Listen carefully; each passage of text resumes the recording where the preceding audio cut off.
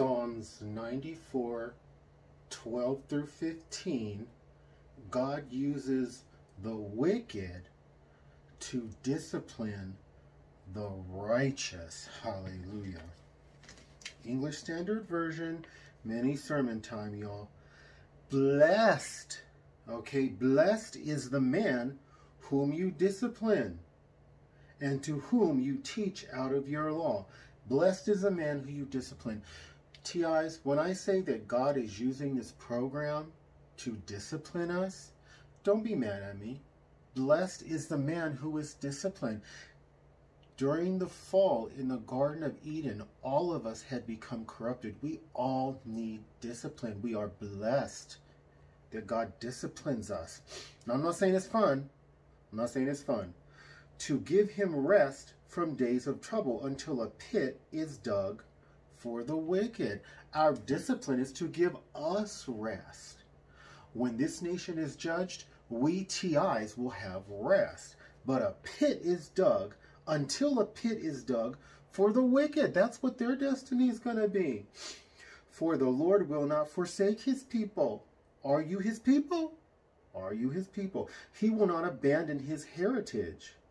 For justice will return to the righteous, and all the upright in heart will follow it. That justice is from the Lord that we will follow.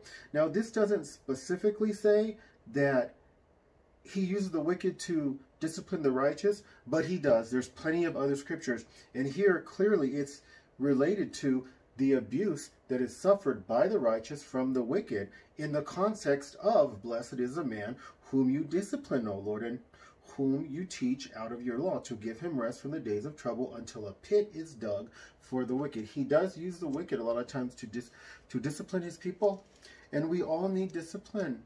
So I'm not saying I don't deserve this program. No one deserves this program.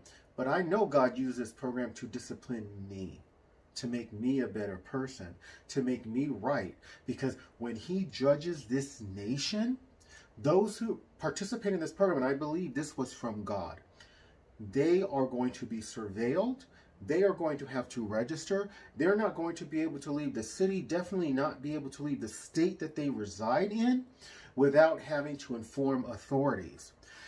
Things are going to change when this program ends, and it's going to be a lot easier in many respects on the TI and a lot harder on the agents who formerly thought there would be no consequences to their action. But we need to accept God's discipline. For a lot of you TIs who be saying, well, in your heart, you say, well, I don't need discipline. Basically, I'm perfect. I already know you're not paying your tithes and offerings. Many of you, you're not helping the poor, and you're making up excuses. I can't trust anybody to give my money to, or I can't afford to pay tithes and offerings. No, you can't afford not to pay your tithes and offerings. So I know you need discipline because you're not being disciplined with your money in the way God told you to. As soon as I start seeing person after person after person putting in the comments, I started paying tithes and offerings. I pay them on a regular basis, and they start reporting miracle after miracle after miracle after miracle, because Malachi chapter 3 makes many, many wonderful promises for those who pay tithes and offerings. It also says, if you don't pay them, you're robbing God and you're under a curse. That's for real. Okay? God disciplines those he loves. Me, you, and everyone. Like, subscribe, share, comment, any combination thereof. Help my humble channel grow.